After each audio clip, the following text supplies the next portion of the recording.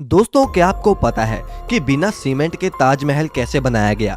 जबकि आज तक तो बड़ी बड़ी बिल्डिंग्स और पुल वगैरह सीमेंट से ही बनते हैं और 100 सालों तक खड़े रहते हैं, लेकिन ताजमहल तो बिना सीमेंट के बनाया गया है।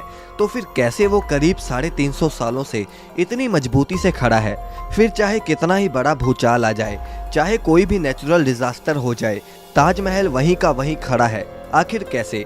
और क्या आपको पता है कि उस समय ताजमहल कितने रुपयों में बनाया गया होगा? क्यों ताजमहल को यमुना नदी के किनारे बनाया गया? और साथ ही में आप ये भी जानोगे कि क्यों ताजमहल में आज तक लाइट्स नहीं लगाई गई। बस आप वीडियो के लास्ट तक हमारे साथ बने रहिए और नए यूज़र इस चैनल को सब्सक्राइब जरूर कर लेना। तो चलिए वीडियो को शुरू करते हैं। दोस्तों, हर साल लाखों की संख्या में लोग इस अजूबे को देखने आते हैं। आपको इसकी हिस्ट्री का तो पता ही होगा कि कैसे शाहजहां ने अपनी बेगम मुमताज के लिए इतना बड़ा मोनूमेंट खड़ा कर डाला। उन्होंने अपने प्यार को मुमताज की मौत के बाद एक्सप्रेस किया था। लेकिन दोस्तों, ये बिना सीमेंट के आखिर इतना बड़ा मोनूमेंट खड़ा कैसे हो गया? जबकि सीमेंट का आविष्कार 1824 में एस्परिन नाम के एक इंटेलिजेंट इंसान ने किया था, जो कि इंग्लैंड में रहते थे, और इन्होंने ही दुनिया का सबसे पहला सीमेंट का कंपनी बनाया, जिसका नाम था पोर्टलैंड सीमेंट। और ताजमहल का कंस्ट्रक्शन 1631 में शुरू हुआ और 1648 में जाकर ख़त्म हुआ, लेकिन बिना सीमेंट के ही ये खड़ा हो चुका था, जिसे आज तक एक भी खरोच नहीं आई। दरअसल सीमेंट के इन्वेंशन से पहले आर्किटेक्ट एक खास तरह के पेस्ट का इस्तेमाल करते थे, जिसमें बहुत अजीब अजीब चीज़ें होती थी। और अगर ताजमहल की कंस्ट्रक्शन की बात करें तो इसमें बहुत सारे सेमी प्रीशियस स्टोन्स जैसे कि अकीक, येमेनाइट, फिरोज़ा, लजवाड, मूंगा, सुलेमानी, लहसानिया, तमरा, ये सब पत्थर यूज़ होते थे, जो कि बहुत ही रेयर स्टोन्स थे। और ये उस समय Russia, Rajasthan, Uzbekistan, Iran, Israel, इन सब तरह के दुनिया भर के अलग अलग देशों से मंगाए गए थे। इसमें कुछ अल्ट्रा रेयर स्टोन्स भी यूज़ हुए थे, जैसे कि तिलाई, पाई-जहार, अजूबा, नखोड़, जो कि इतने रेयर हैं कि पता नहीं शाहजहां ने इन्हें कैसे अरेंज किया होगा। लेकिन जो भी उन्होंने किया वो तो एक काबिलिय तारीफ़ है। और तो और जो सीक्रेट पेस्ट ताजमहल को बनाने में इस्तेमाल होता था, उसमें गुड़, बतासा, बेलगरी का पानी जैसी और भी बहुत सारी चीज़ों को डालकर पेस्ट बनाया जाता था।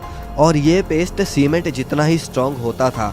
दोस्तों, जहां बुर्ज खलीफा की नींव बड़े बड़े स्टील के पाइप से रखी गई, वहीं ताजमहल की नींव लकड़ियों से रखी गई थी। अब आप कहीं ये तो नहीं सोच रहे कि भला लकड़ी की नींव 370 साल से कैसे चल रही है? दरअसल इसमें सबसे बड़ा रोल यमुना नदी का है। यमुना सिर्फ ताजमहल को अच्छा व्यू ही नहीं देती, बल्कि अगर यमुना नदी ना रहे तो ताजमहल गिर भी सकता है। इसमें होता यह है कि पहले के इंटेलिजेंट लोगों ने इसमें ऐसी लकड़ी का इस्तेमाल किया जिसमें चाहे जितना भी पानी लगता रहे, वो लकड़ियाँ और भी स्ट्रॉन्ग होती चली जाएंगी, वरना बाकी लकड़ियाँ नमी की वजह से ख़राब हो जाती हैं। और यही वजह है कि ताजमहल के खड़ा रहने में यमुना नदी का बहुत बड़ा हाथ है। और अगर यमुना नदी सूख गई तो ताजमहल भी उसके बिना खड़ा नहीं रह पाएगा।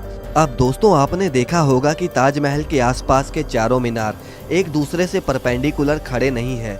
मतलब ये कि वो स्ट्रेट नहीं खड़े हैं, और ऐसा भी जानबूझकर किया गया था। दरअसल ऐसा इसलिए किया गया कि अगर कभी जोर का भूकंप आता भी है तो वो चारों मीनार ताजमहल से दूर गिर जाएं, और इस तरह भूकंप के झटके ताजमहल तक पहुंचने से पहले इन मीनारों में ही ऑब्जर्व हो जाएं, और इस तरह इस पर भूकंप का भी कोई असर नहीं होगा और वो सुरक्षित बच जाएगी। अब दोस्तों, बात करते हैं कि ताजमहल को आखिर उस समय बनाने में कितना खर्चा आया होगा। आप जानते हैं कि उस समय 1 रुपए की कीमत भी बहुत ज़्यादा होती थी, और अगर इन्फ्लेशन के हिसाब से देखें तो आज ताजमहल की कॉस्ट आती है अप्रॉक्स 1 से लेकर 2 बिलियन डॉलर्स, यानी करीब 8,000 करोड़ से लेकर 10,000 करोड़ तक इस मोनूमेंट को बनाने में खर्चा हुआ है। अब दोस्तों, ताजमहल में लाइट क्यों नहीं लगाई गई, क्या आप जानते हैं? दरअसल ताजमहल का सफ़ेद रंग लाइट को सबसे ज़्यादा रिफ्लेक्ट करता है, और इसीलिए अगर रात के समय ताजमहल पर लाइट्स लगा दी गई तो ताजमहल के पत्थर लाइट को रिफ्लेक्ट करेंगे, और साथ ही में ताजमहल भी काफ़ी ज़्यादा चमकेगा, जिससे आसपास के कीड़े मकोड़े उस पर आके चिपकेंगे और ताजमहल के पत्थर को भी नुकसान पहुंचाएंगे। और यही वजह है कि आज तक ताजमहल पर लाइट्स नहीं लगी। दोस्तों, वीडियो अगर पसंद आए तो इसे लाइक करके चैनल को सब्सक्राइब करना ना भूलें।